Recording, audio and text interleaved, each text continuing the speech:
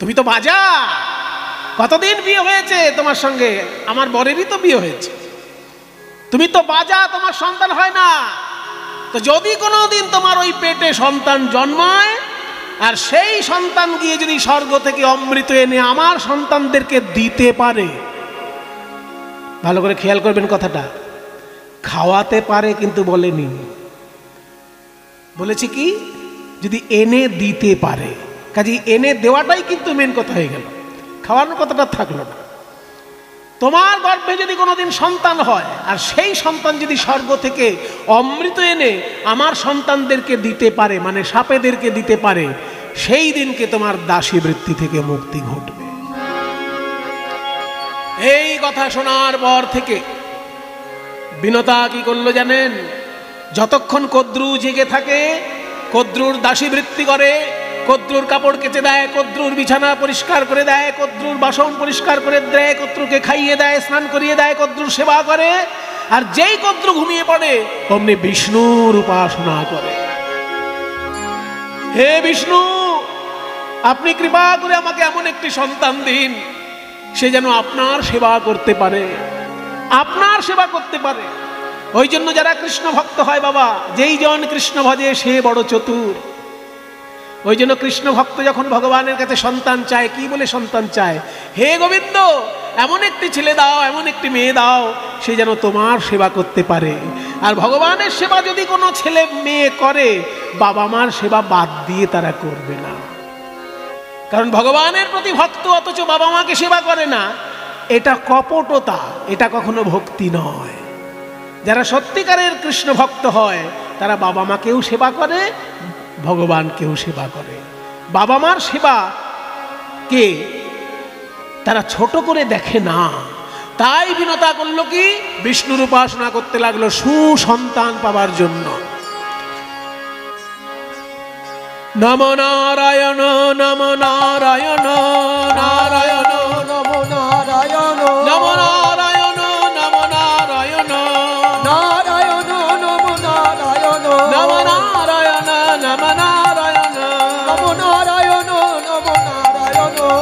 শঙ্খ চক্র গদা কেয়ুর বাণ, শঙ্খ চক্র গদা কেয়ুর বাণ, শঙ্খ চক্র গদা কেয়ুর বাণ, শঙ্খ চক্র গদা কেয়ুর বাণ।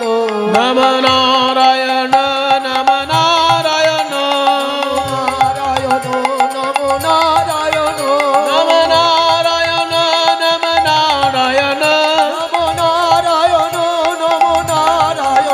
নম নারায়ণ নম নারায়ণ নম নারায়ণ নম নারায়ণ। নারায়ণের ধ্যান করতে লাগলেন, প্রণাম করতে লাগলেন, উপাসনা করতে লাগলেন। বিষ্ণুর কৃপায় বিনতা হলো গর্ভবতী। আর কিছুদিন পর ওই গর্ভ প্রসব করে দুইটি অণ্ড দেখা দিল।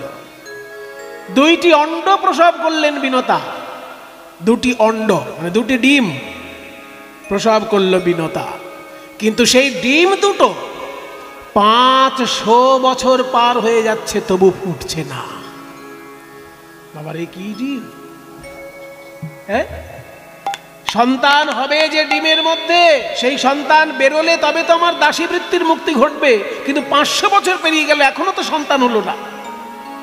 তা একদিন মনের রাগে, মনের দুঃখে বিনতা করলো কি, যে আমার সন্তান এই ডিমের মধ্যে আসবে কিন্তু এখনো তো জন্মাচ্ছে না, বোধহয় ডিমগুলো খারাপ হয়ে গেছে। এই ভেবে মনের দুঃখে একটি ডিম তুলে পাথরে আছাড় মেরেছে।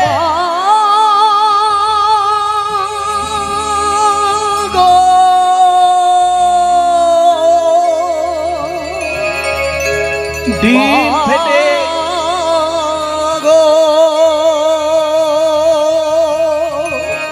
মা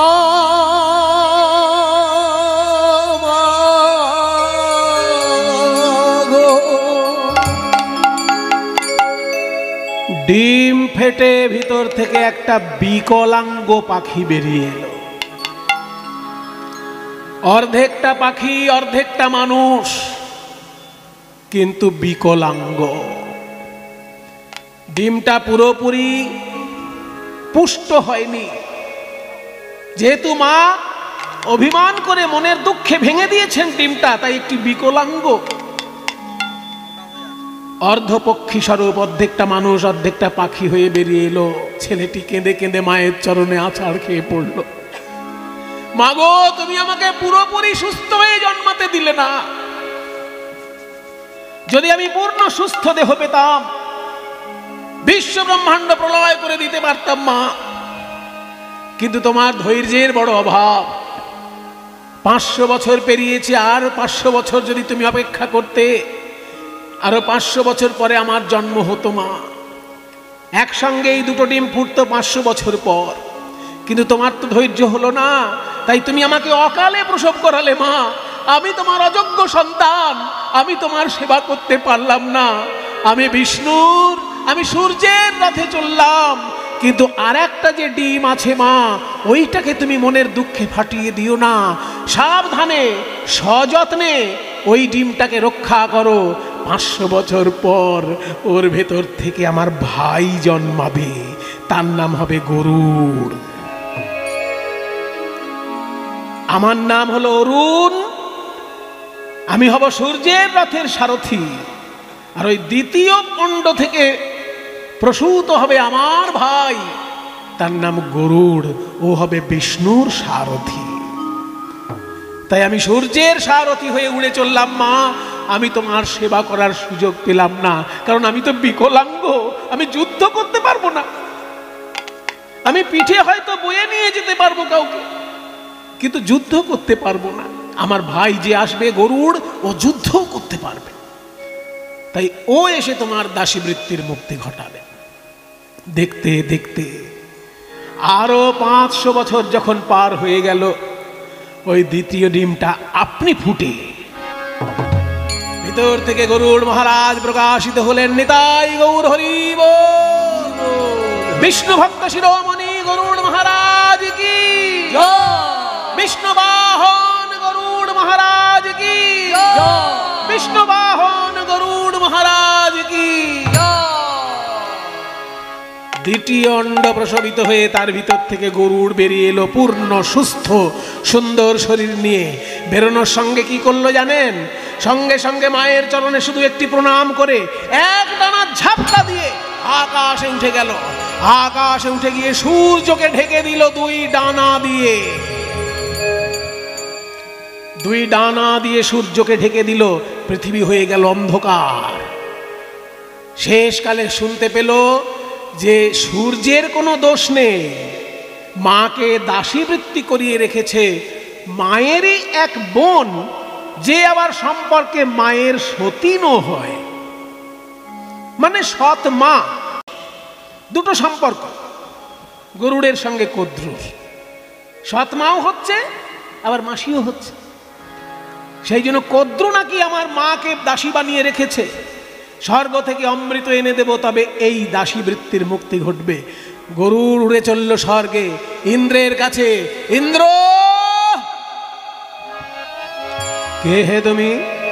আমি গরুড়, বিনতানন্দন গরুড়। আমি তোমার কাছে আমি কাতর প্রার্থনা করছি দাদা, তুমি আমাকে অমৃতের ভাণ্ড দাও। সাবধান, আমায় দাদা বলে ডাকার সাহস হলো কি করে তোর?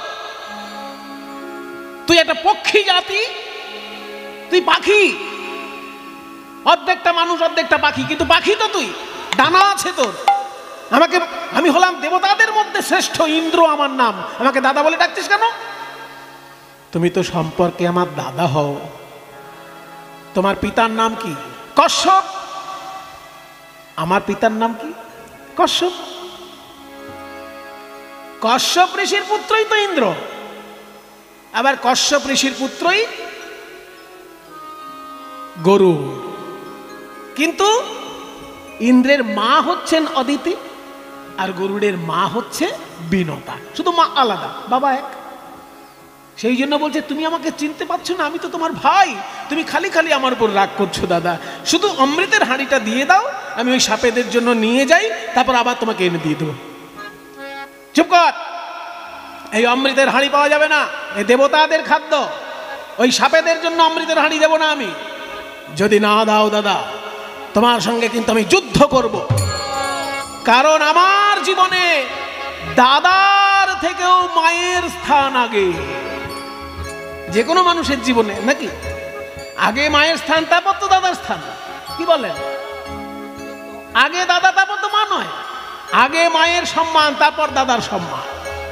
কাজে আমার মায়ের দাসী বৃত্তি ঘটান দূর করার জন্য আমার অমৃত চাই। তুমি যদি না দাও তাহলে এই করো যুদ্ধ, যুদ্ধ।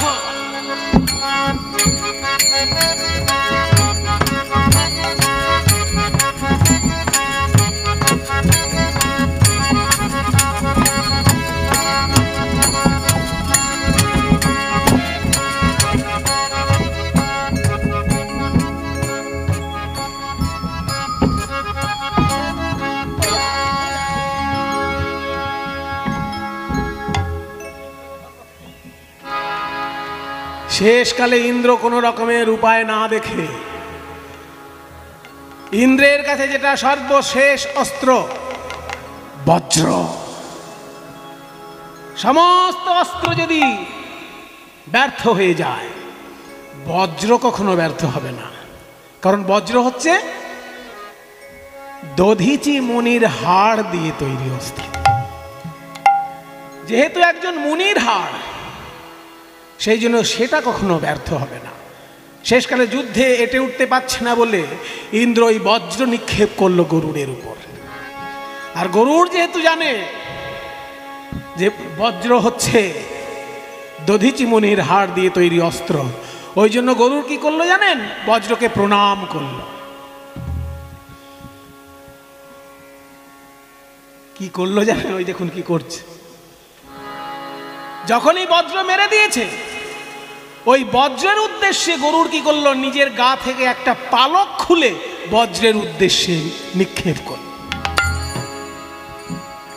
আর যেই বজ্রের উদ্দেশ্যে নিজের একটি পালক উৎসর্গ করলো, ওই বজ্র এসে পালকটাকে পুড়িয়ে ছাই করে দিল, গরুড়ের কোনো ক্ষতি করল। এবার বজ্রের আঘাতেও গরুড় রক্ষা পেল দেখে ইন্দ্র যুদ্ধ করা বন্ধ করে দিল। কারণ বজ্র যদি ফিরে আসে তাহলে তার সঙ্গে আর যুদ্ধ করে কোনো লাভ নেই। তাই গরুড় তখন বলছে, দেখ ভাই, এইবার গরুড় ভাই বলে ডাকছে, যে আমি তোর সঙ্গে যুদ্ধ কেন করলাম জানিস? এই অমৃতের ভাণ্ড যদি তোকে দিয়ে দিই, আর তুই তো অমৃত নিজে খাবি বলে নিয়ে যাচ্ছিস না, তুই তো সাপেদেরকে দিবি বলেছিস। আর সাপেরা যদি একবার অমৃত খেয়ে অমর হয়ে যায়, তাহলে বিশ্বব্রহ্মাণ্ডে আর কাউকে টিকতে দেবে? সারা পৃথিবীতে সৃষ্টি তত্ত্ব ওলট পালট হয়ে যাবে। সেই জন্য সাপদেরকে অমৃত যাতে না দেওয়া যায়, সেই জন্যই দিচ্ছিলাম না। ওদিকে আবার তোর মায়ের দাসিত্ব মুক্তি ঘটাতে হবে। কাজে তুই কিভাবে এই অমৃতকে সাপেদের হাত থেকে রক্ষা করবি সেটা ভাব।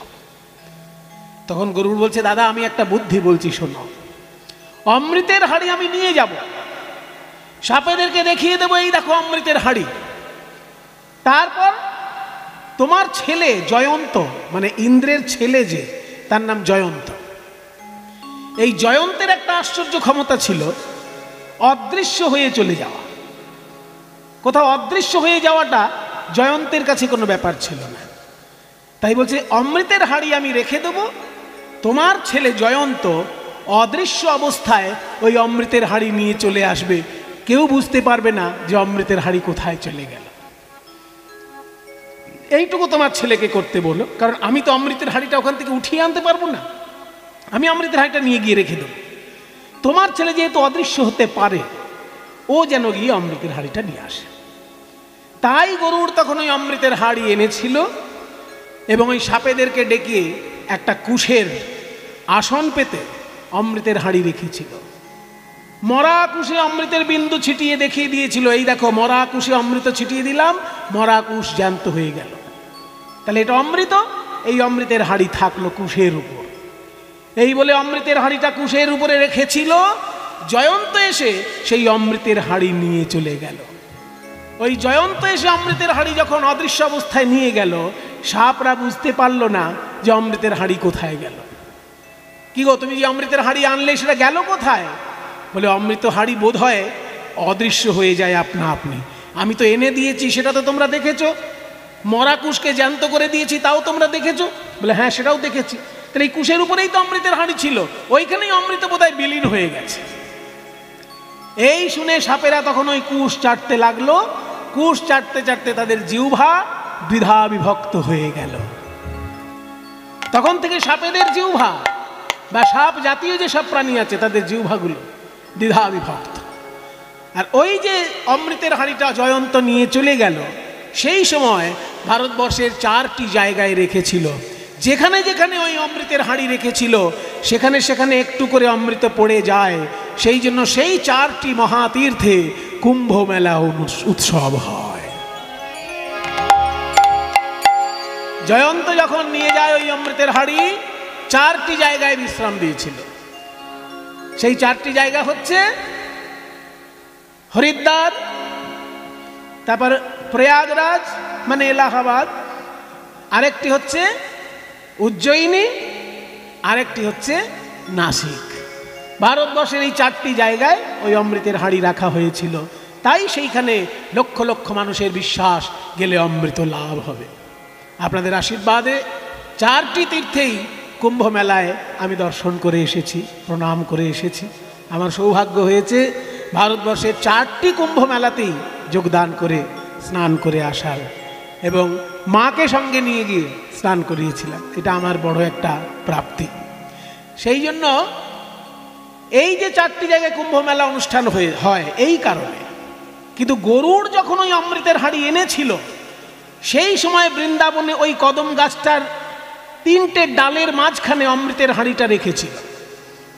ওই 3টে ডালের মাঝখানে অমৃতের হাঁড়িটা রাখার জন্য হাঁড়িটা একটুখানি টলে গিয়ে 1 বিন্দু অমৃত ওই গাছটায় পড়ে যায়। সেই জন্য বৃন্দাবনের মধ্যে ওই গাছটি হাজার হাজার বছর ধরে বেঁচে আছে। সেই গাছটা এখনো আপনারা দর্শন করবেন বৃন্দাবনে গেলে। কালীয় নাগ ওইখানে এলো কি করে? কালীয় নাগ এলো কি করে? ওই যে গরুড় যখন অমৃতের হাঁড়ি এনে দিল মাকে, ওইখানে আজ পর্যন্ত আমি কিন্তু কাহিনীটাকে আটকে রেখেছিলাম। এবার ওখান থেকে আবার শুরু করছি। গরুড় যখন অমৃতের হাঁড়ি এনে দিল মাকে, সব বিনোদ কদ্রুকে ডেকে বলছে, মাসি তুমি বলেছিলে অমৃতের হাঁড়ি তোমার ছেলেদের জন্য এনে দিতে পারলে মাকে দাসী বৃত্তি থেকে মুক্তি ঘটাবে। আমার সামনে বলো আজ থেকে মা মুক্ত হলো। কদ্রু বলছে, ওই তো অমৃতের হাঁড়ি দেখতে পাচ্ছি, আমার ছেলেরা ওই অমৃত পাবে, তাই তোর মা আজ থেকে দাসী বৃত্তি থেকে মুক্ত মুক্ত মুক্ত। যেই না কদ্রু বলে দিল বিনতা আজ থেকে মুক্ত, গরুড় কি শুরু করলো জানেন? একটা একটা সাপ ধরে খেতে লাগলো। কারণ গরু তো পাখি, পক্ষী জাতির খাদ্য তো পোকামাকড়, সাপও পক্ষী জাতির খাদ্য। সেই জন্য গরুড় করলো কি, এক একটা সাপ খেতে লাগলো। পেট ভরে গেলেও সাপ খাচ্ছে, কারণ গরুর মনে মনে চাইছে যে যার মা আমার মাকে কষ্ট দিয়েছে ওই প্রজাতিটাকেই আমি বাঁচিয়ে রাখবো না, সব সাপ খেয়ে শেষ করবো। এই ভেবে গরুড় শুরু করেছে এক ধার থেকে সাপ খেতে খেতে খেতে সাপের একেবারে বংশনাশ করে দিতে শুরু করেছে। শেষকালে কদ্রু বিনতাকে বলে, দিদি আমি না হয় অন্যায় করেছি, কিন্তু আমার অন্যায়ের সাজা আমার সন্তানরা পাবে। দোষ করেছি আমি, আর আমার সন্তানদেরকে কষ্ট দিচ্ছে তোমার ছেলে। তোমার ছেলেকে নিষেধ করো, ও যেন আর আমার ছেলেদেরকে না খায়। তখন বিনতা বলছে, ওরে গরুড়, তুই এইভাবে সর্পকুল ধ্বংস করে দিস না। বলছে, মা তোমাকে কষ্ট দিয়েছে ওই সাপেদের মা, ওদেরকে আমি বাঁচিয়ে রাখবো না। বলে, না বাবা, ওরা অন্যায় করেছে বলে তুমি অন্যায় করবে, এটা তাহলে তুমি বিষ্ণু ভক্ত হলে না। তুমি তো বিষ্ণুকে পিঠে করে নিয়ে বেড়াও, তোমার ভেতর বৈষ্ণবতা কই? সে কথা যদি বলো মা, তাহলে সাপ তো আমার খাদ্য, আমার খাদ্য আমি খাবো, সেটা কেউ বাধা দিতে পারবে? বলে, শোনো, সাপ যদি তোমার খাদ্যই হয়, তুমি একটা করে সাপ রোজ খাবে। কদ্রু তখন বিধান করে দিল যে আমার সন্তানদের মধ্যে একটা করে সর্প রোজ তোর জন্য আমি পাঠাবো, কিন্তু আমার সব সর্পকে তুই খেয়ে শেষ করে দিস না। তাই গরুড়ের খাদ্য হিসেবে একটা করে সাপ রোজ আসতো। তো একটা করে সাপ গরুড়ের খাদ্য হিসেবে রোজ আসতো। একদিনকে ওই কালীয় নাগের পালা পড়েছে। কালীয় নাগের যেদিন পালা পড়েছে, কালীয় নাগ তো জানে আজকে গরুড় আমাকে খেয়ে ফেলবে, তাই মনের দুঃখে কালীয় নাগ গরুড়ের খাদ্য হয়ে গরুড়ের কাছে যাবার চেষ্টা করছে। দূর থেকে দেখছেন নারদ মুনি, উনি তো সব জানেন। উনি মনে মনে চিন্তা করছেন, এই কালীয় নাগকে যদি গরুড় খেয়ে শেষ করে দেয়, তাহলে তো বৃন্দাবনে শ্রীকৃষ্ণ এসে যখন লীলা করবেন, আমি তো কালীয় দমন লীলা দেখতে পাবো না।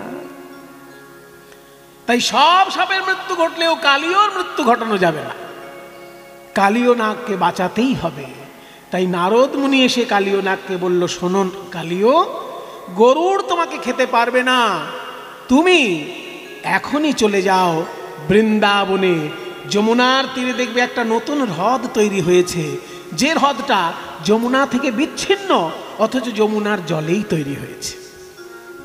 ওইখানে গিয়ে তুমি বাসা করো। ওইখানে সৌভরী মুনির আশ্রম আছে, আর ওই সৌভরী মুনির আশ্রমে গরুড় কোনোদিনই যেতে পারবে না, তাই ও কোনোদিন তোমাকে খেতে পারবে না। বলছে, কেন সৌভরী মুনির আশ্রমে গরুড় যেতে পারবে না কেন? ওইখানে সৌভরী মুনির আশ্রম আছে, সৌভরী মুনির আশ্রমে গরুড় যেতে পারবে না কেন?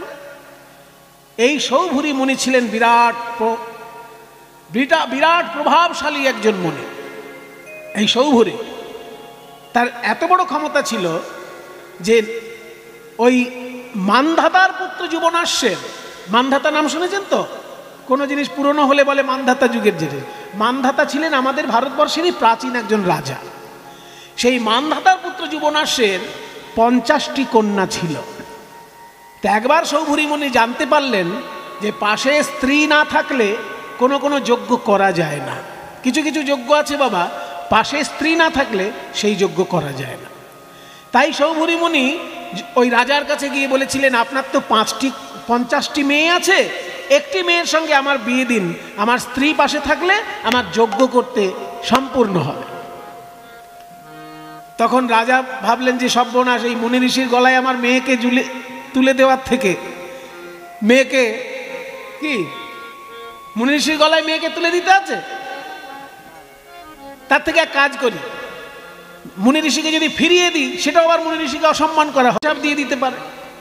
তাই বলছে যে শুনুন মুনিবর, আপনার সঙ্গে আমার কন্যার বিয়ে দিতে আমার কোনো আপত্তি নেই, তবে মেয়েরা বড় হলে মেয়েদের একটা ইচ্ছার মূল্য থাকে। তাই আমার মেয়েরা যেহেতু বড় হয়েছে, আমি স্বয়ংবর সভা ডাকবো, সেই স্বয়ংবর সভায় আপনিও উপস্থিত হবেন। আমার মেয়েদের মধ্যে কারোর যদি আপনাকে পছন্দ হয়, সে আপনার গলায় মালা দিলেই তার সঙ্গে আপনার বিয়ে হয়ে যাবে। স্বয়ংবর সভার দিনে আপনি আসবেন। এবার ওই 50 জন রাজকন্যার স্বয়ংবর সভা ডাকা হয়েছে। 50 জন রাজকন্যার স্বয়ংবর সভায় যখন সৌভরী মুনি আসবেন, মনে মনে ভাবলেন যে সব রাজপুত্ররা আসবে রাজকন্যাদের বিয়ে করার জন্য, তার মধ্যে আমি যদি একজন এই মুনি ঋষি লোক, মুনি ঋষি আর রাজপুত্র তো একরকমের হবে না। রাজপুত্র দেখতে কত সুন্দর হবে, আর মুনি ঋষি তো তপস্যা করতে করতে তার শরীরটা একেবারে কাঠখোট্টা শুকনো শরীর হবে। কাজেই রাজপুত্রদের মধ্যে যদি একজন মুনি ঋষি ঢুকে পড়ে, তাকে তো কেউ পছন্দ করবে না। তাই তখন সৌভরী মুনি করলেন কি জানেন? আসামে একটা বড় তীর্থ আছে, তার নাম মদন কামদেব। ওইখানে মদন দেবের উপাসনা হতো এককালে। মদন দেবতার মন্দির আছে, এখন অবশ্য সেখানে কোনো পুজো আচ্চা হয় না, কিন্তু মন্দিরের ভগ্নাবশেষ ওইখানে এখনো আছে। ওই মদন দেবতার মন্দিরে গিয়ে সৌভরী মুনি বললেন, হে মদন দেব, আমি আপনার তপস্যা করছি, আপনার মতন আমাকে সুন্দর করে দিন। তখন সৌভরী মুনি মদন দেবতার তপস্যা করে মদন দেবতার মতন সুন্দর হয়ে গেলেন। এত সুন্দর দেখতে হলো সৌভরী মুনি, যখন ওই 50 জন রাজকন্যার স্বয়ংবর সভায় এসেছে, এত রাজপুত্র এসেছে, কারোর গলায় মালা পড়ল না। 50টি মেয়েই ওই সৌভরী মুনির গলায় গিয়ে মালা দিয়েছিলেন। এমন প্রভাবশালী ঋষি মুনি ছিলেন সৌভরী। সেই সৌভরী মুনি ওই বৃন্দাবনের যমুনার তীরে, যেখানটায় হ্রদ তৈরি হয়েছে, যমুনার জলে তৈরি, যমুনা থেকে বিচ্ছিন্ন হ্রদ, ওই তীরে বসে তিনি তপস্যা করতেন। তো ওই তীরেই তো ওই গাছটা আছে, যে গাছে গরুড় এসে অমৃতটা রেখেছিল। তো অমৃত রেখে যখন গরুড় জলের কাছে গিয়েছিল, দেখেছিল শোল মাছ খেলা করছে। শোল মাছ খেলা করছে, একটা বড় শোল মাছ আর তার সঙ্গে সঙ্গে বাচ্চা শোল মাছ, মানে বাচ্চাদেরকে নিয়ে মা শোল মাছটা খেলা করছিল। এবার এই যে বাচ্চাদেরকে নিয়ে মা শোল মাছ খেলা করছিল, এটা প্রতিদিনই খেলা করে, আর সৌভরী মুনি ওই দর্শন করে আনন্দ পান। কিন্তু গরুড় যখন সেখানে চলে এসেছে, গরুড় তো জানে না ওসব। গরুড় ওই শোল মাছ দেখে আর লোভ সামলাতে পারেনি, ওই শোল মাছ দেখে বাচ্চাগুলোকে ধরে ধরে একটা একটা করে খাচ্ছে। এবার মায়ের সামনে যদি কোনো সন্তানকে হত্যা করা হয়, তাহলে সেই মা কত কষ্ট পায়। যখন ওই বাচ্চা শোল মাছগুলো ধরে ধরে গরুড় খাচ্ছে, শেষকালে বড়টাকে খাবে বলে রেখে দিয়েছে, সেই সময় সৌভরী মুনি এসে হাজির হয়েছে। গরুড়, এ তুই কি সর্বনাশ করলি? প্রতিদিন আমি যখন এখানে ধ্যানে বসি, সামনে দেখি জলের মধ্যে ওই মাছটি খেলা করে তার বাচ্চাদেরকে নিয়ে। ওই মাছটার মধ্যে আমি বিশ্ব মাতৃকার রূপ দেখতে পাই। আমি মনে মনে চিন্তা করি, বিশ্ব ব্রহ্মাণ্ডের যে সৃষ্টিকারী জননী, এই বিশ্ব ব্রহ্মাণ্ড সৃষ্টি করেছে যে মা, সে তার সন্তানদেরকে নিয়ে এইভাবেই খেলা করছে। ওই মাছ যখন বাচ্চাদেরকে নিয়ে খেলা করে, আমি তার মধ্যে বিশ্ব মাতৃকার রূপ দেখতে পাই। আর তুই তাদেরকে ধরে ধরে আমার সামনে খাচ্ছিস, মায়ের সামনে সন্তানকে হত্যা করছিস। এখনই আমার অভিশাপ তোর। যেই না অভিশাপ দিতে গিয়েছে সৌভরী মুনি, অমনি গরুড় তখন সৌভরী মুনির দুটি পায়ে জড়িয়ে ধরেছে। দেখুন বাবা লীলা, যে গরুড় ইন্দ্রের সঙ্গে যুদ্ধ করে এসেছে, সে কিন্তু সৌভরী মুনির পা জড়িয়ে ধরেছে, যুদ্ধে গেল না।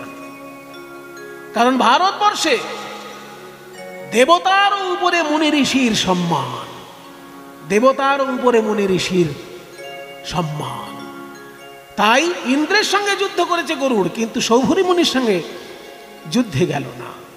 তার পা জড়িয়ে ধরে বলছে, মুনিবর, আমি তো জানি না যে আপনি এইখানে বসে ওই মাছগুলো যখন খেলা করে তাদের দেখে আপনি বিশ্বমাতার কথা চিন্তা করেন। আমি কি করে জানবো এটা?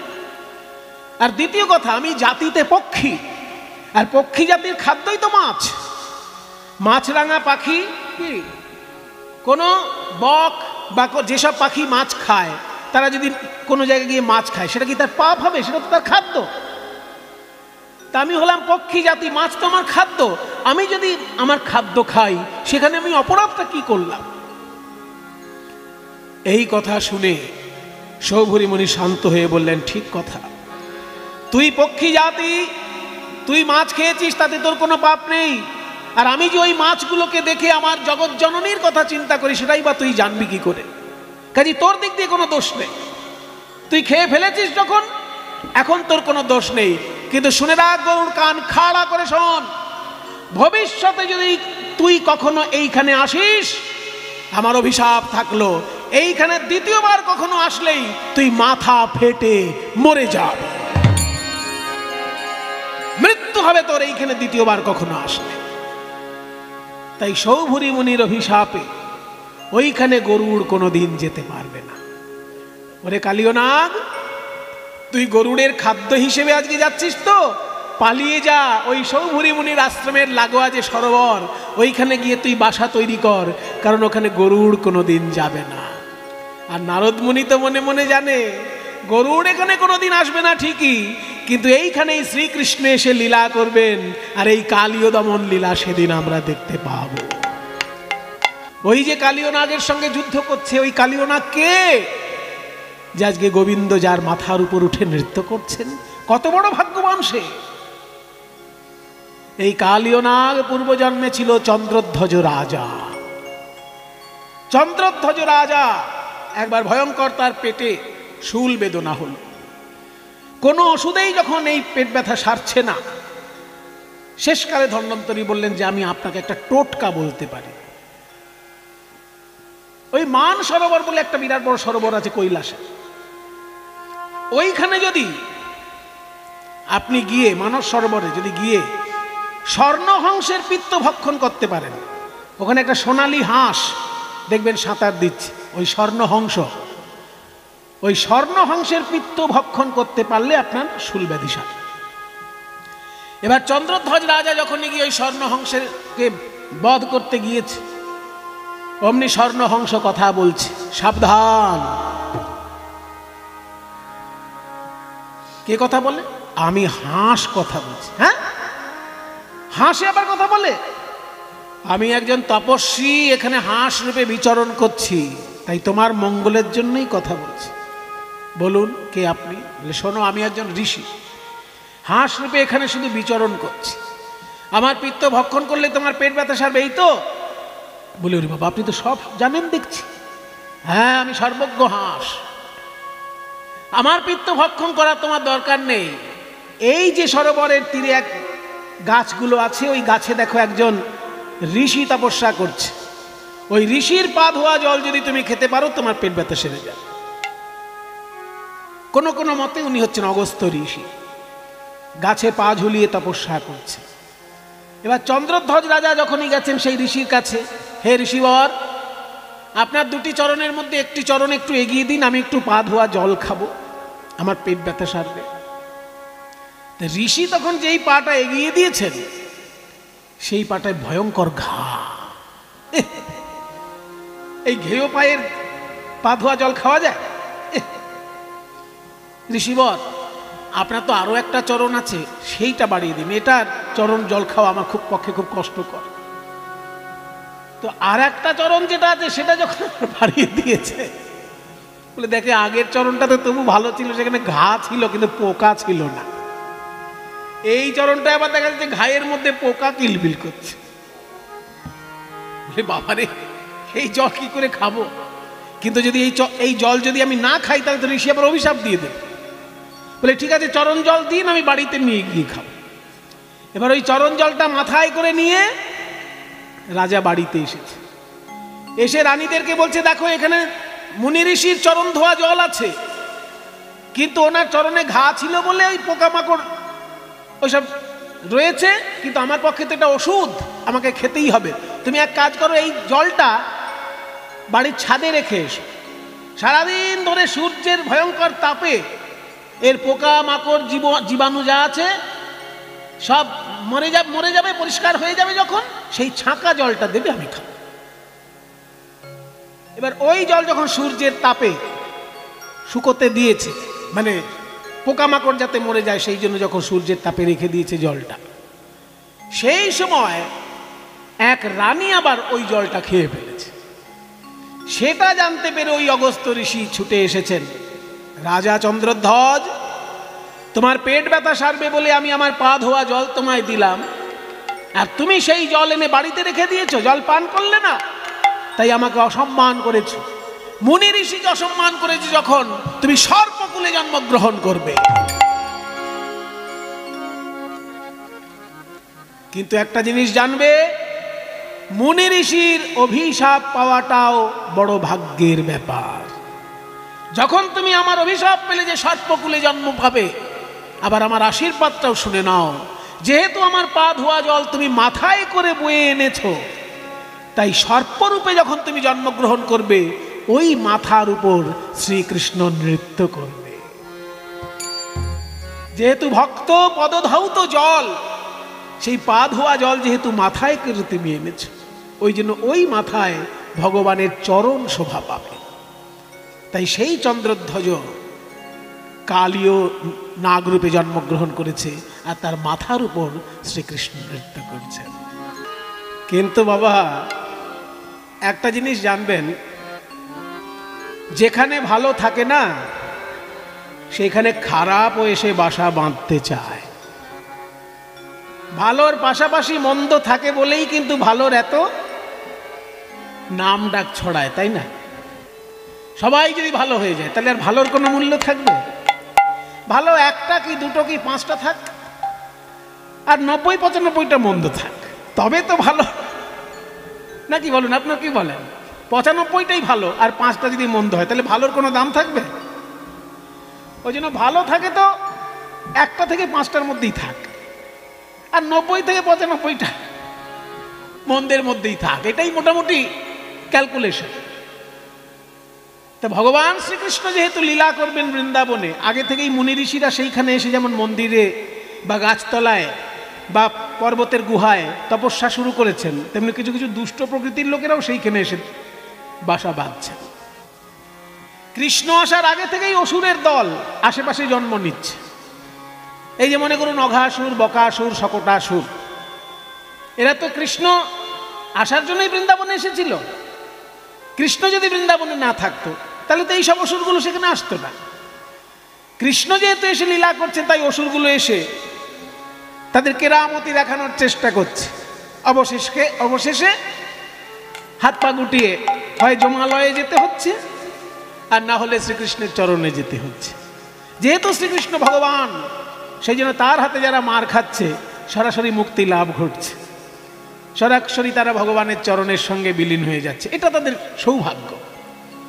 অন্য কোনো গুন্ডার হাতে মার খেলে, মনে করুন অঘাসুর, বকাসুর, শকটাসুর, এরা যদি কংসর হাতে মার খেত, ওদের মুক্তি লাভ হতো।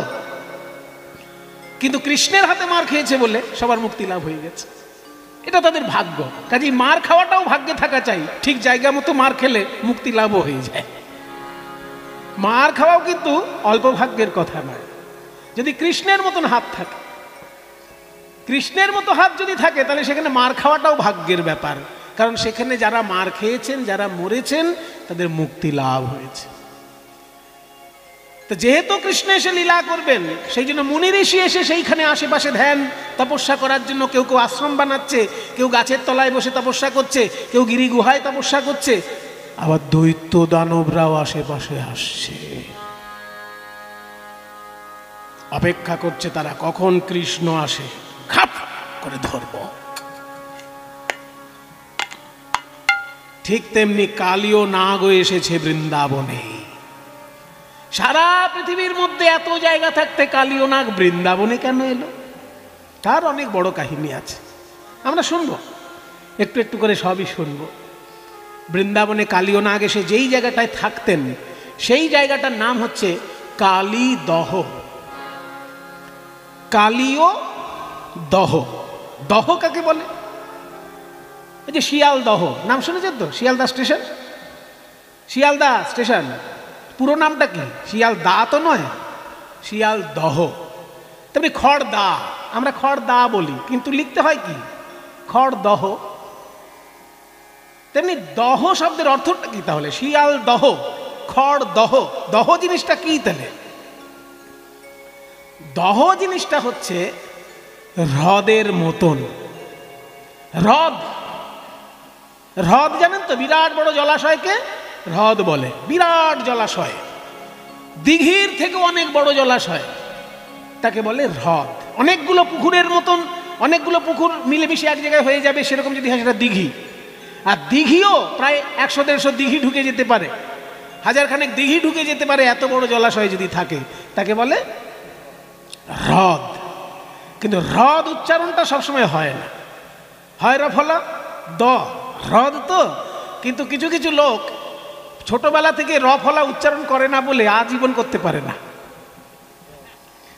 আমাদের দলে একজন ছিল, নামটাম বলবো না শেষকালে, পরে গিয়ে আমাকে আবার যা খুশি তাই শোনাবে।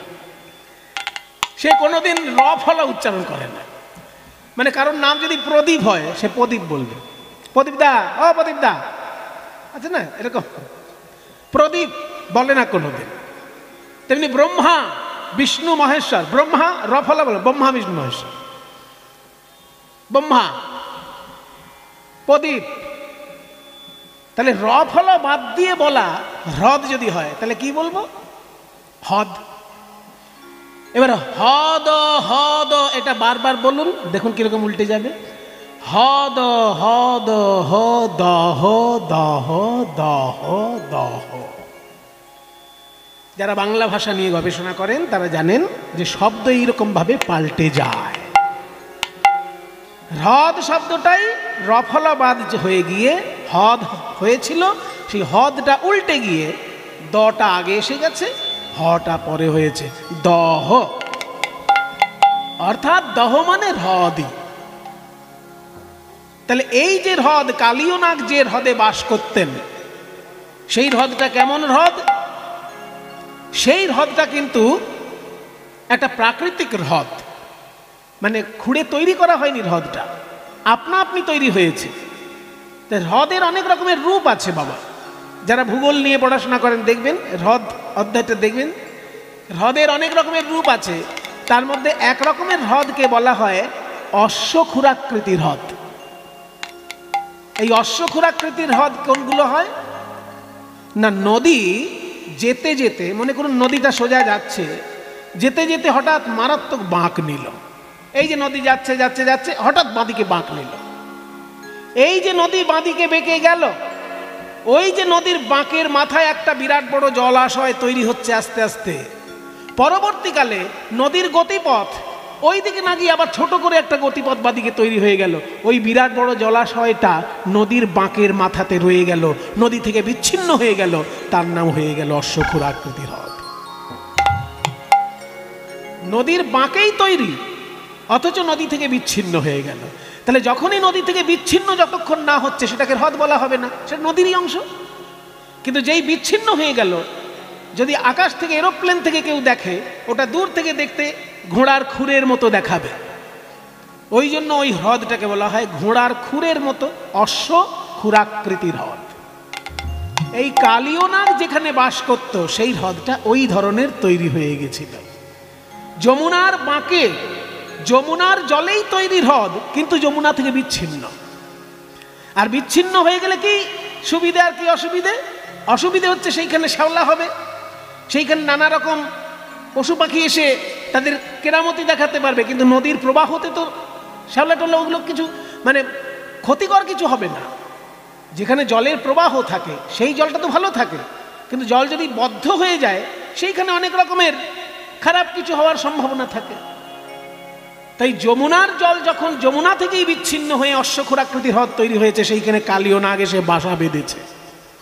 তার বিষ ওই জলের মধ্যে মিশে গিয়ে বিষাক্ত জল হয়ে গেছে। পাশেই যমুনা বইছে, কিন্তু যমুনার জল বিষাক্ত নয়। কেন না, ওটা বিচ্ছিন্ন হয়ে গেছে আগেই। বিচ্ছিন্ন যেহেতু হয়ে গেছে সেই জন্য যমুনার জল আলাদা করে বইছে, অথচ যমুনার জলেই তৈরি যে হ্রদ, কালীয় নাগ সেইখানে এসে বাসা বেঁধেছে। তাই বোধকর্তা বলছেন, কালিন্দির এক দহে কালীয় নাগ তাহা রহে, বিষ জল দহন সমান। বিষ জল দহন সমান, দহন মানে আগুন, আগুনের মতন জ্বালাময় ওই কালীয় দহের বিষাক্ত জল। না মায়ুর কালিন্দির এক দহে হাত হাতে রেখে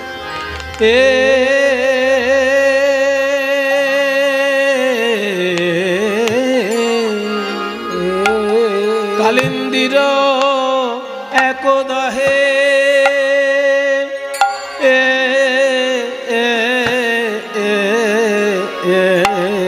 কালীয় নাগ তাহা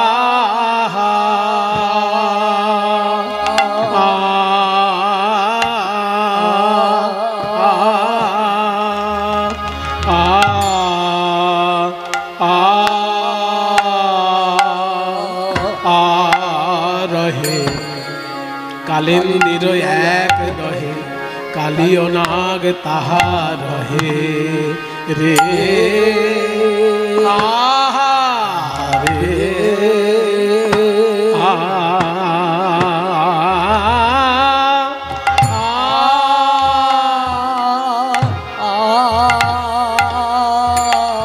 ও বিষ জল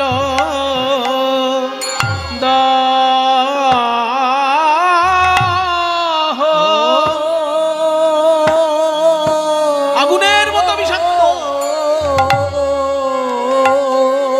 আগুনের মতো জ্বালাময়, ওই জল দহন সমান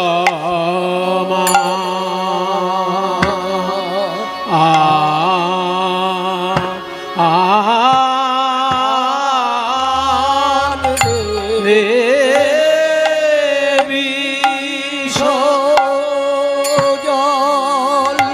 বিষের জ্বালায় জ্বালায় অঙ্গ জলে, কেউ তো সেথা যেতে না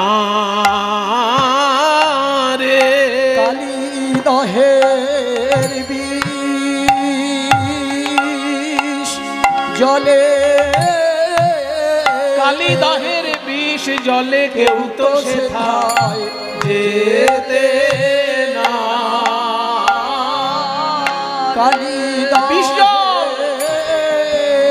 বিষ জলে সেথায় যেতে না। জ্বালায় জ্বালায় অঙ্গ জলে কেউ তো সেথায় যেতে না রে। জ্বালায় জ্বালায় অঙ্গ রাধেনে রাধেনে ধেনে রাধেনে ধেনে রাধেনে রাধেনে সেথায় ধেনে রাধেনে রাধেনে রাধেনে জ্বালায় ধেনে ধেনে তাতেনে তাতেনে তাতেনে তেনে তাতেনে তেনে তাতেনে তাতেনে তাতেনে তেনে তাতেনে তাতেনে ধেনে রাধেনে রাধেনে ধেনে রাধেনে রাধেনে ধেনে রাধেনে রাধেনে রাধেনে ধেনে রাধেনে ধেনে রাধেনে রাধেনে ধেনে রাধেনে তেনে তাতেনে তাতেনে তেনে তাতেনে তাতেনে তেনে তাতেনে তাতেনে তেনে তাতেনে না তেনে তাতেনে তাতেনে হেতরে তাতেনে ধেনে রাধেনে ধেনে রাধেনে ধেনে ধেনে তো সেথায় হেতরে তাতেনে ধেনে রাধেনে জলে কেউ তো সেথায় যেতে না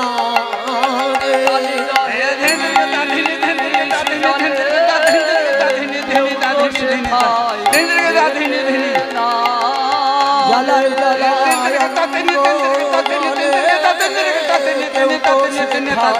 যেতে না রে। জ্বালায় জলে কেউ তো সেথায় যেতে না। জ্বালায় জ্বালায় অঙ্গ জলে কেউ তো সেথায় যেতে না রে। জ্বালায় জ্বালায় অঙ্গ জলে কেউ তো সেথায় যেতে না। কালিদাহের বিষ জলে কেউ তো সেথায় যেতে না রে। কালিদাহের বিষ জলে কেউ তো সেথায় যেতে না। কালিদাহের বিষ জলে কেউ তো সেথায় যেতে না রে। কালিদাহের বিষ জলে কেউ তো সেথায় যেতে না। হরি বল হরি বল। কেউ তো সেথায় যেতে না রে। কালিদাহের বিষ জলে কেউ তো সেথায় যেতে না। কালিদাহের বিষ জলে কেউ তো সেথায় যেতে না রে। কালিদাহের বিষ জলে কেউ তো সেথায় যেতে না রে। কালিদাহের বিষ জলে কেউ তো সেথায় যেতে না। জ্বালায় জ্বালায় অঙ্গ জলে কেউ তো সেথায় যেতে না রে। জ্বালায় জ্বালায় অঙ্গ জলে কেউ তো সেথায় যেতে না রে। জ্বালায় অঙ্গ জলে কেউ তো সেথায় যেতে না রে। জ্বালায় জ্বালায় অঙ্গ জলে কেউ তো সেথায় যেতে না। জ্বালায় জ্বালায় অঙ্গ জলে কেউ তো সেথায় যেতে না রে। জ্বালায় জ্বালায় অঙ্গ জলে কেউ তো সেথায় যেতে না। কালিদাহের জলে কেউ তো সেথায় যেতে না রে।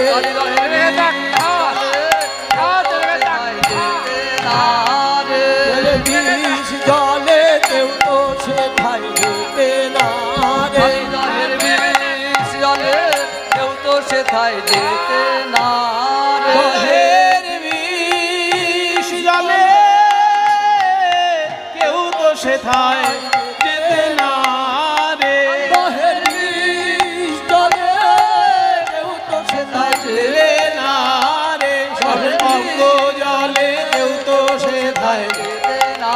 জ্বালায় জ্বালায় অঙ্গ জলে কেউ তো সেথায় যেতে না রে। নদীর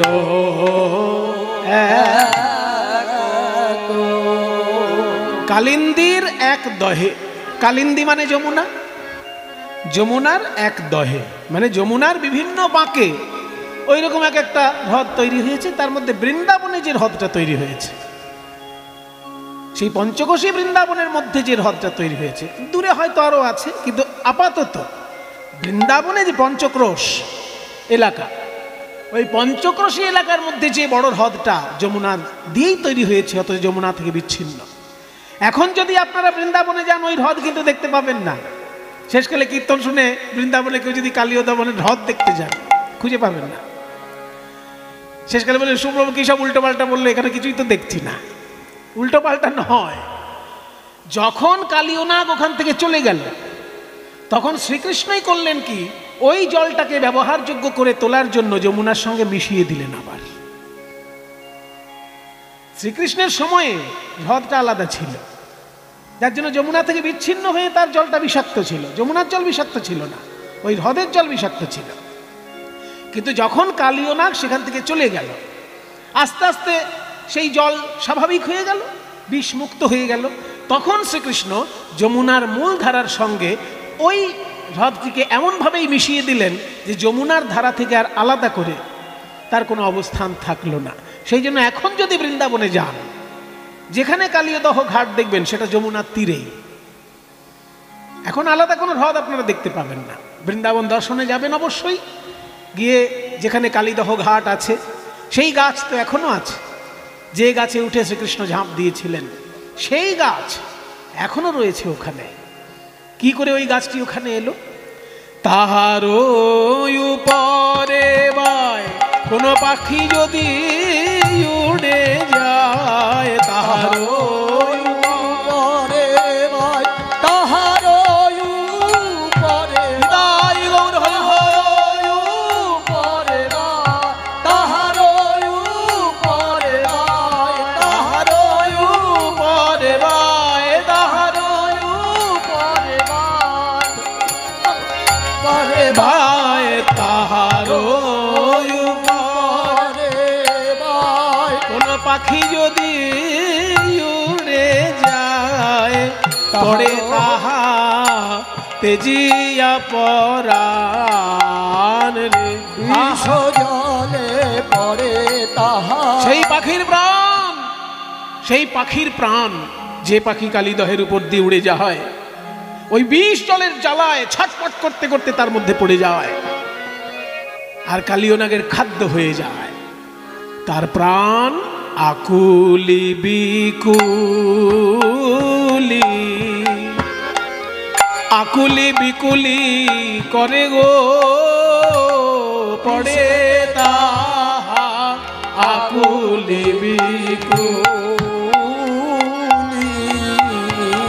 ওই কালিদহের বিষ জলে পড়ে প্রাণ আকুলে বিকুলি।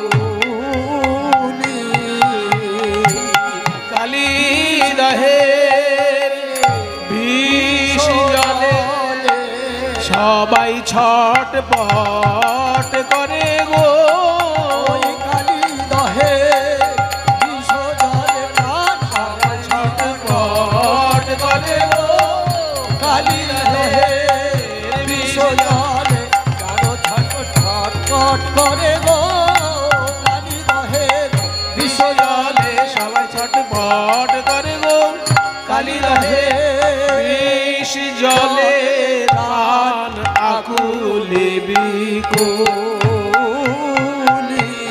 ওই বিষ জলে আকুলে বিকুলি করে গো, পড়ে তাহা তেজিয়া পরাণ গো।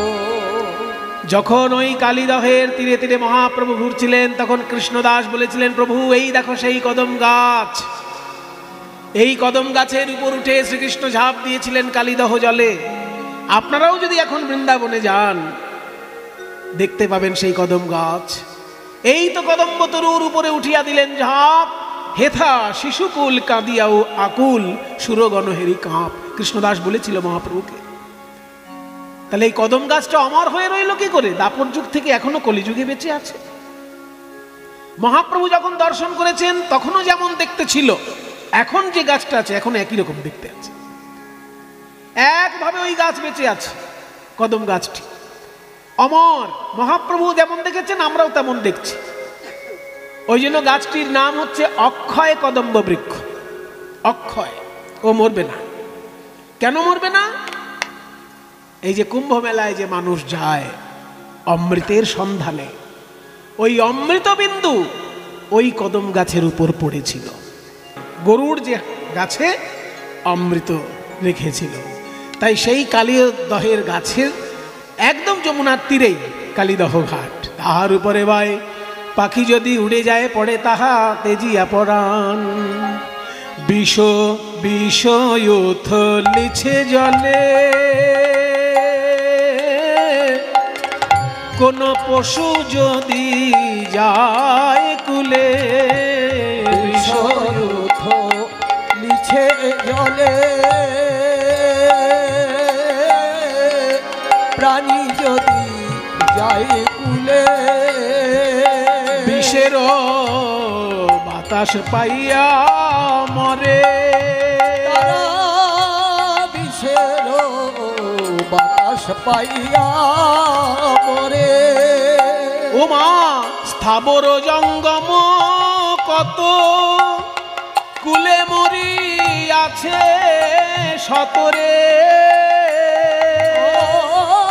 স্থাবর জঙ্গম যত, কুলে মরি আছে কত রে। কালীদহের বিষ জল সহিতে না পারে, ওই বিষ জল সহিতে না পারে। বিষের জ্বালায় জ্বালায় অঙ্গ জলে, জ্বালায় জ্বালায় অঙ্গ জলে। বলি কেউ তো সেথায় যেতে না রে। বিষের জ্বালায় জ্বালায় অঙ্গ জলে, কেউ তো সেথায় যেতে না রে। জ্বালায় জ্বালায় অঙ্গ জলে। কালীয় নাগ যেখানে বাস করছে তার ভয়ঙ্কর বিষে মিশ্রিত হয়ে গিয়ে ওই বিষ জলে এত জ্বালা। তীরে কত বৃক্ষ মৃত হয়ে পড়ে আছে, কত পশু পাখি মৃত হয়ে পড়ে আছে, শুধু ওই অক্ষয় কদম্ব বেঁচে আছে। যেহেতু ওর গায়ে অমৃত আছে, ওকে কেউ মারতে পারে না। ওদিকে হলো কি জানেন? প্রাণ গোবিন্দ খেলা করতে করতে আজকে এসেছে কালীদহ ঘাটের একটু দূরেই খেলা করছেন। শ্রীরাম সুদাম দাম্ব সুদামকে নিয়ে এসেছেন, কিন্তু দাদা বলাই আজকে আসেনি। মায়েরা একটা জিনিস খেয়াল রাখুন, যেদিনকে কালীয় দহে শ্রীকৃষ্ণ গিয়েছিলেন সেই দিনটায় বলরামের জন্মদিন ছিল। সেই দিনটাতে কিন্তু বলরামের জন্মদিন ছিল বলে মা রোহিণী বলরামকে সারাদিন ভালো মন্দ খাওয়াবেন, অনেক অনুষ্ঠান আছে তো, ওই জন্য বলরামকে যেতে দেননি। আর বলরামকে যেতে দেননি বলেই সেই সুযোগটা কৃষ্ণ কাজে লাগিয়েছে। কারণ দাদা বলরাম সঙ্গে আসলে কোনো মতেই কৃষ্ণকে ওই কালীদহের তীরে যেতে দিতেন না। আর দাদার কথা শুনবে না এমন ভাই তো কৃষ্ণ নয়। সেই জন্য দাদা বলরাম আজকে আসেনি বলে সুযোগটা কৃষ্ণ কাজে লাগিয়েছে। আসেনি কেন না, আজকে হচ্ছে বলরামের জন্মদিন। দিনটা কোন দিন? তিথিটা আপনাদেরকে বলে দিই, সারা জীবন মুখস্থ রাখার মতন দিন। আপনাদের জানা আছে তিথিটা, কিন্তু ওই দিনটা যে বলরামের জন্মদিন সেটা সবার জানা নেই।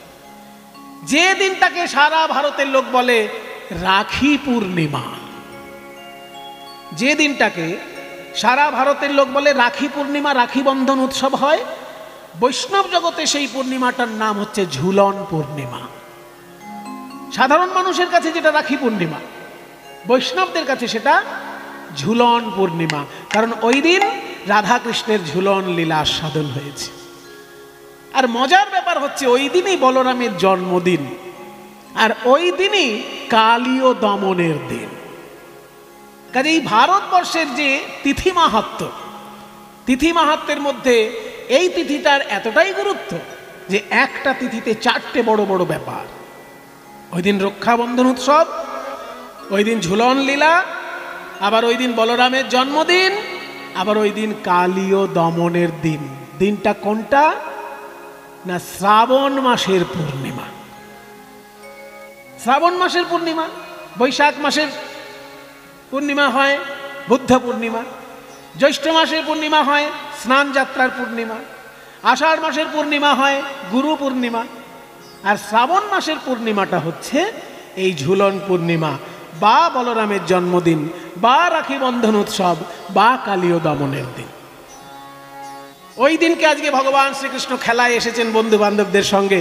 বলরাম দাদা নেই, আজকে আমি কালীয় দমন করব, কারণ সারা বছরে আর কোনোদিন সুযোগ পাবো না। তাই খেলিতে বিনোদ খেলা হলো শ্রম সবাকার। খেলিতে বিনোদ খেলা হলো শ্রম সবাকার। খেলিতে বিনোদ খেলা হলো শ্রম সবাকার। শ্বেদ বিন্দু অঙ্গে ঝরে হলো পিপাসায় কাতর। শ্বেদ বিন্দু অঙ্গে ঝরে পিপাসায় কাতর। আজ শুকনো মুখ প্রাণে চেয়ে কহয়ে সবাই। ওই শুকনো মুখ প্রাণে চেয়ে কহিছে সবাই। কানাই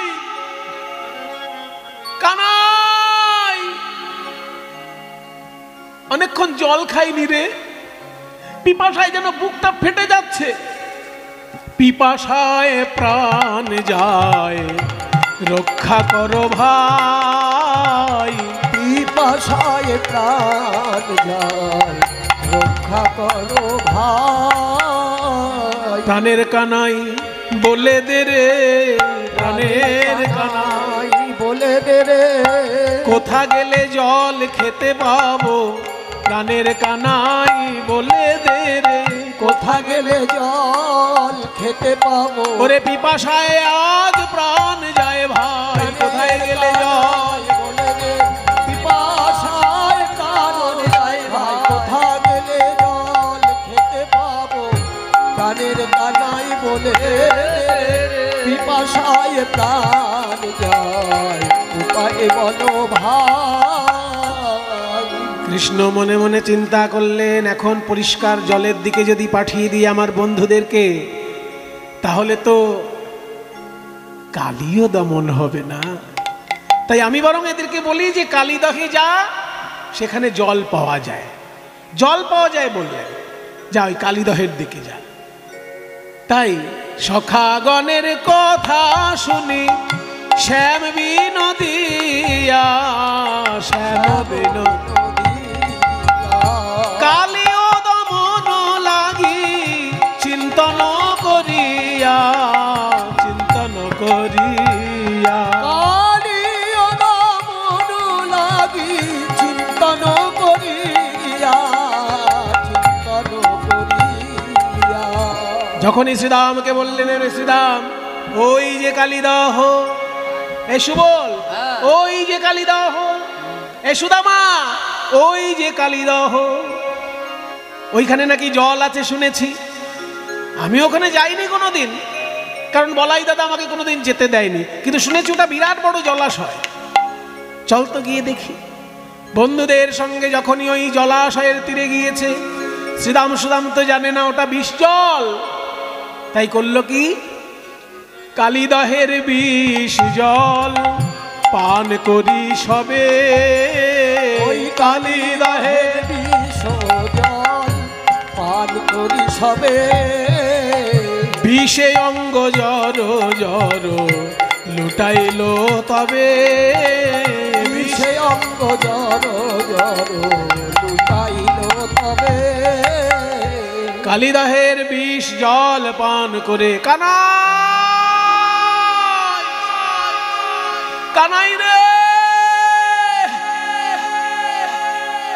একই জল খেলাম রে কানাই, সারা গা যেন জ্বলে যাচ্ছে।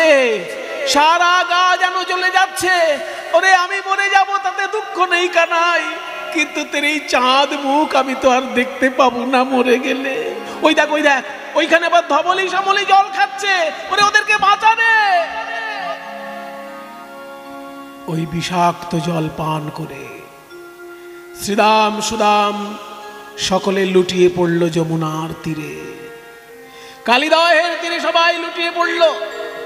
আর ধবলি শ্যামলি ওই জল পান করতে গিয়ে দূর থেকে কালীয় নাগ দেখছে যে মানুষগুলোকে পরে খাবো, ওই বড় একটা গরু আসছে, ওইটাকে আগে আমি গিলে খাবো। ফনা বিস্তার করি কালীয় আইলো, ওই ফনা বিস্তার করি কালীও আইলো। ফনা বিস্তার করি কালীও আইলো। ওই ফনা বিস্তার করি কালীও আইলো। ফনা বিস্তার করি কালীও আইলো। দাস অনন্ত ডরে কাঁপিতে লাগিল, দাস অনন্ত ডরে কাঁপিতে লাগিল।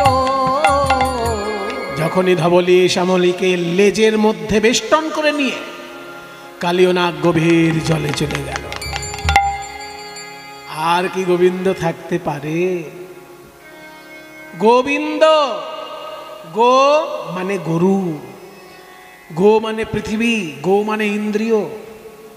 গরুকে ভালোবাসেন শ্রীকৃষ্ণ, সেই জন্য কৃষ্ণের এক নাম গোবিন্দ, বিদ ধাতুর সঙ্গে যুক্ত, মানে গরু সম্পর্কে, গরুর ভালো মন্দ নিয়ে যে সবসময় চিন্তা করে সেই হচ্ছে গোবিন্দ। তাই যখনই ওই গরু বাছুরকে নিয়ে চলে গেল কালীয় নাগ লেজে গুটিয়ে, আর গোবিন্দ থাকতে পারলেন না। উঠলেন ওই যে কদম গাছ, সেই কদম গাছে প্রাণ গোবিন্দ উঠছেন। কদম গাছে উঠছেন, বলছেন ওরে কালীয় নাগ, আজকে তোর একদিন কি আমার একদিন, তোর একদিন কি আমার একদিন। এই চিন্তা করে গোবিন্দ কদম গাছে উঠছে। তাই দেখি যদু নন্দন দুষ্ট দর্প বিনাশন, দেখি যদু নন্দন দুষ্ট দর্প বিনাশন। কালীয় নাগ ছুটে আসছে দেখে, কালীয় নাগকে দমন করার জন্য গোবিন্দ আমার ওই কদম গাছে উঠলেন। দেখি যদু নন্দন দুষ্ট দর্প বিনাশন, ওই দেখি যদু নন্দন দুষ্ট দর্প বিনাশন। উঠিলেন কদম্বের ডালে, উঠিলেন কদম্বের ডালে। বলি তাহার ওই উপরে চড়ি ঘনমাল ষাট মারি, তাহার উপরে চড়ি ঘনমাল ষাট মারি। তাহার উপরে চড়ি একই শোভারে,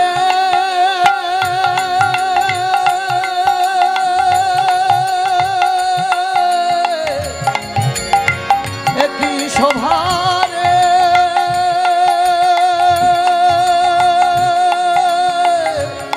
একই শোভারে,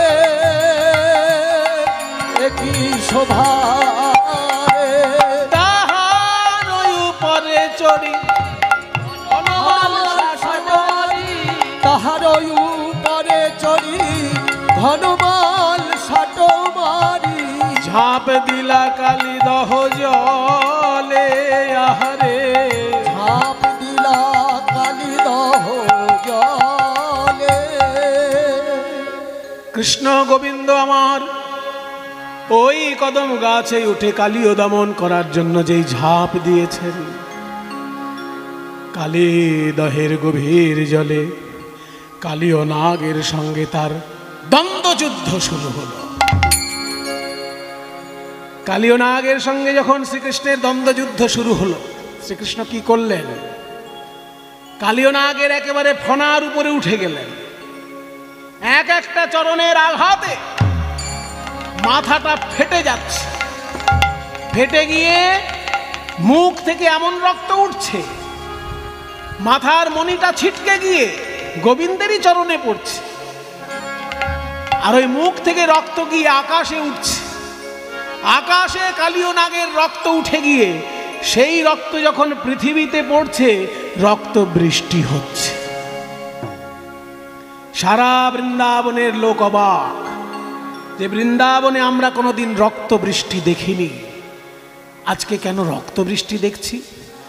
আর কে বা দিবসে আধার গোকুল নগর, সঘনে কাঁপয়ে মহি। ভূমিকম্প হচ্ছে, কারণ কৃষ্ণ এক একবার করে এমন পদাঘাত দিচ্ছেন, পদাঘাতে পদাঘাতে ভূমিকম্প হচ্ছে। সঘনে কাঁপয়ে মহি, নয়ান নিমিখে রুধির বরিখে, মানে রক্তের বৃষ্টি হচ্ছে। সবাই হেরয়ে ওহি, চারিদিকে শুধু সাপ ছুটাছুটি করছে দেখা যাচ্ছে, কারণ কালীয় নাগ দমন হচ্ছে। এটা সর্পকুলে ছড়িয়ে গেছে। যে গর্তে যত সাপ ছিল তারা সবাই প্রাণের ভয়ে গর্ত থেকে বাইরে বেরিয়ে এসেছে। রাস্তাঘাটে চারিপাশে শুধু সাপ প্রাণের ভয়ে ছুটে বেড়াচ্ছে, কিলবিল কিলবিল করছে। আর কিবা দিবসে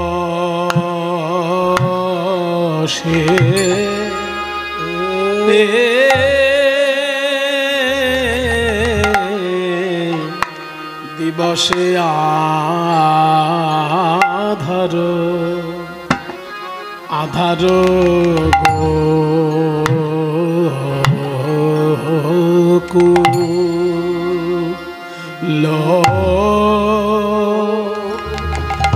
গোকুল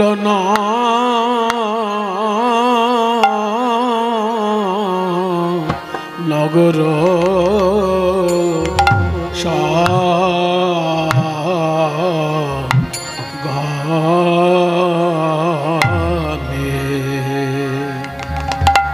সঘনে কাঁপয়ে কাঁপয়ে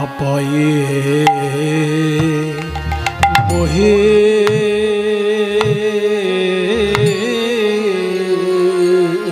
কাঁপে রে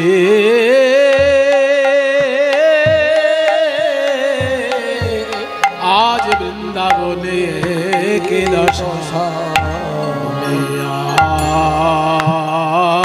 আজ ব্রজের কি দশা, কেন পথে পথে সাপ দেখা বলি এমন দশা কভু দেখি নাই। পথে পথে সাপ দেখা যায়। মহারাজ, মা যশোদা আজকে বাড়িতে থেকে কেঁদে উঠলেন। মহারাজ, কি আকাশ থেকে রক্তের ফোঁটা পড়লো গায়ে। বৃন্দাবনে এত বছর বাস করছি, কোনোদিন তো রক্ত বৃষ্টি দেখিনি। রক্ত বৃষ্টি হচ্ছে কি করে? কালীয় নাগের রক্ত আকাশে উঠে গিয়ে বৃষ্টি হয়ে নামছে। তাই মা যশোদা আজকে ভয় পেয়ে গেলেন যে অন্যান্য দিন বলরামের সঙ্গে যায়, আমি একটু নিশ্চিন্ত থাকি, কিন্তু আজকে তো বলরামের জন্মদিন বলে ও সঙ্গে যায়নি। যশোমতি কহে দারুণ স্বপ্ন দেখিনু সরজনী শেষে। যশোমতি কহে দারুণ স্বপ্ন দেখিনু রজনী শেষে। যশোমতি কহে দারুণ স্বপ্ন দেখিনু রজনী শেষে। বলি আমার গোপালে ভুজঙ্গে বেরলো, আমার গোপালে মহারাজ